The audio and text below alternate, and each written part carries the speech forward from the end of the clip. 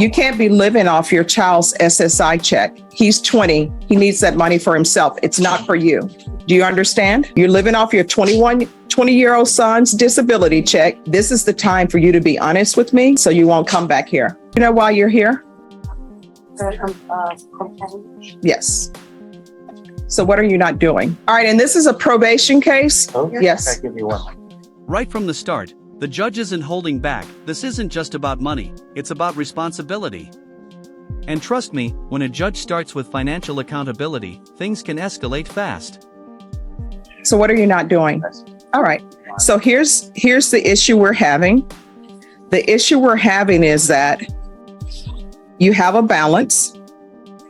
You haven't paid your restitution. You're on probation for possession, 4 to 200 grams. So why are you not paying what you owe? Or is that separate? No, that's the $57 you owe to the SAPD for laboratory testing, and then you're behind on your fees. So the question is, why are you not paying? Well, I have a limit that I'm only receiving that SSI from my son, right? I'm sorry, I can't hear you. I'm only receiving the SSI from my son, so I'm not currently working, that I'm looking for work. I just haven't gotten a job. How long have you been looking for work? All right, everyone, please whisper. And I'm sorry, you're gonna need to speak up. When's the last time you had full-time employment? 2 years ago, 2.5 years ago. All right, so you need to get a job. You can't be living off your child's SSI check. He's 20. He needs that money for himself. It's not for you. Do you understand? So, are you getting a government check for taking care of him as well? So you're living with your mom, your dad, your niece, and your 20-year-old son. How old is your niece? 7. So what do you do at the home? I take care of I also look out for my father. And I'm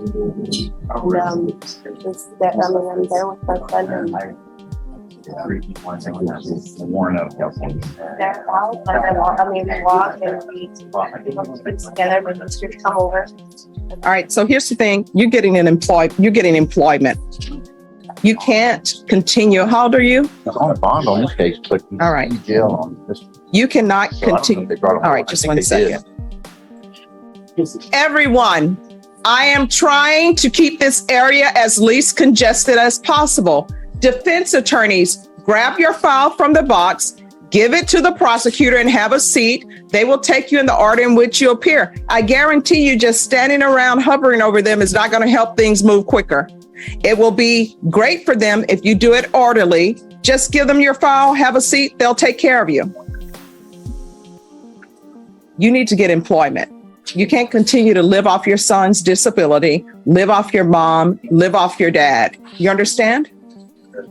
So, how far did you go in school? Okay. All right.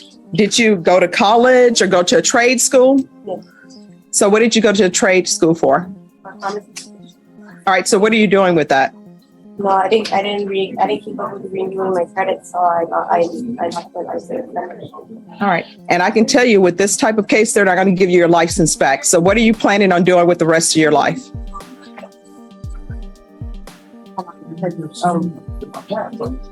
The probation officer told me it was going to be kind of hard for me to get a regular job. No, it's not hard for you to get a regular job. They have signs up at McDonald's. They have signs up at Wendy's. Now, I can tell you this. Sometimes people think certain jobs are beneath them, but it's not hard to get a job. It's just there are jobs that people say, I'm not doing that. So you're going to have to knock your pride aside because right now you're a grown person and you're not supporting yourself. You're living off your 20-year-old son's disability check. You're living off your father. You're living off your mother. That's going to stop. You understand? This is a classic probation reality check. The court isn't just punishing, it's forcing structure. Job, drug test, restrictions, this is the system saying, fix your life now, or we fix it for you. But here's the real question, will she actually follow through? So, this is what I want for her. She's going to have employment, and you're going to get employment within 30 days. You understand? So, and if you're drug tested today, what are the results going to be? And you're getting drug tested today, so tell me the truth. I'm sorry, what? All right, we're going to give her a drug test today, and we're going to alternate amend conditions. I'm going to want employment. Yes, ma'am. Within 30 days. And there's to be no employment as a home healthcare provider or with minors. And if the previous judge didn't say it, I'm letting you know, you're not allowed to have an employment as a home healthcare provider. So if you are getting an extra check for taking care of your son, that needs to stop. You understand? All right, and we're going to do a UA today. Yes, ma'am. Probation, is there anything else she needs? On the balance right now that I owe is at 95. I'm sorry? The balance I owe right now is 95. No, the balance you owe right now is $170.10, but your total balance is $3,900. But I want you to pay that restitution. And what we're going to do is we're going to come up with a payment plan for you, okay? So I'm not going to hit you all at once, but I'm going to want her on a payment plan. Okay. Okay. We can do that. The assigned officer, Officer Salcedo, she noted on the court summary, on the supplemental report that the probationer had requested intensive outpatient treatment, although she was clean last month. She stated that she was given drugs by her boyfriend, and the TAP that was completed recommended stative followed by aftercare or a lesser modality of intensive outpatient. Who's your boyfriend? Emilio Ramos. I'm sorry, what? Emilio Ramos. First name? Emilio. Yes. Last name? Llamas. Can you spell that? Lamas. All right. I'm sorry. Spelled like llamas. All right. Thank you. All right. There's to be no contact with Emilio Lamas. And let me just tell you something. With regards to Emilio Lamas, if he's giving you drugs and he knows you're on probation and you could be looking at 20 years in prison, he's not your friend. He doesn't love you. You understand? Because if he loved you, he wouldn't be giving you drugs knowing that you're looking at going to prison for 20 years. So that relationship is over, and you can send it to him in a letter, and I'll allow you to put it in a letter or an email or a phone call today. But after today, you are no longer in a relationship with him. You understand? That's yes or no. When's the last time you saw him? I left him like a week and a half ago. All right. Well, then she doesn't have to contact him. He already knows the relationship is over. So there's to be no contact with Emilio Llamas. And let's monitor her on her UAs. And you say they're recommending intensive outpatient treatment? The TAP, and I'm bringing the TAP up right now, Your Honor. The TAP was completed July 13th of this year. The original recommendation was residential treatment via SATIV followed by outpatient, or followed by outpatient monthly urinalysis and weekly sober support. Should the court wish to consider a less structured modality, intensive outpatient followed by monthly urinalysis and documented sober support. Okay. All right. So here's the thing, Ms. Robles. You know you better than I do. You know you better than probation do. This is the time for you to be honest with me so that we can get you the help that you need so you won't come back here. If you need help with a drug problem, I'm willing to give that to you because I want you to be successful. I don't want you to go to prison. But if you tell me you don't have a drug problem, then there's nothing for me to help you with. So you need to be honest with me, okay? I wasn't the judge who placed you on deferred adjudication. So now watch the shift. This is where the judge moves from strict authority to something deeper, rehabilitation. In legal terms, this is the moment where the court decides whether you're a risk or someone worth saving. let me ask you a few questions. What drugs have you been using and how often do you use them? No. Everyone, make sure your phones are off. Or that I did. or? Well, if you want to say did do, that's up to you. But when's the last time you used? And we're not on the record, so none of this is going to be held against you for a motion to revoke. But I'm trying to figure out who I'm communicating with. So if there's help that you need, we can get you the help that you need. You understand? So it's not a form of punishment. I normally don't look at inpatient treatment to begin with. That's something that I'll give if I see that it's needed over time. You understand?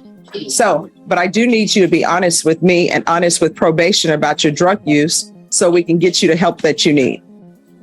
So what do you want to say to me?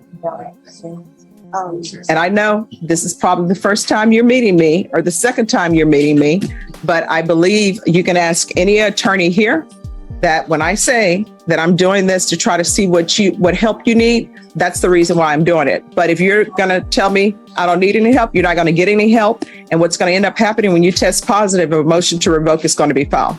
So anything I need to know?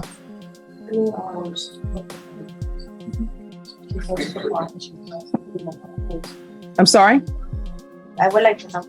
I would like this.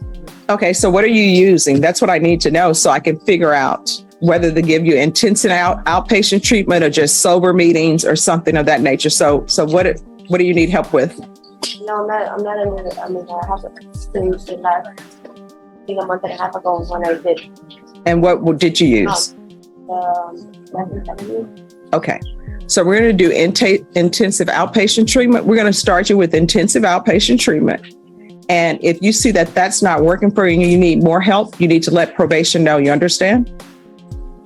So we're going to do the intensive outpatient treatment with the sober meetings. And let's do a referral to felony drug court and see. Felony drug court is a great program and they'll be able to help you get in the mindset so you can get your life in order. Okay. Your Honor, how frequent did you want the UA tests? Let's do the UA hotline for her for until she's in intensive outpatient treatment for at least a month.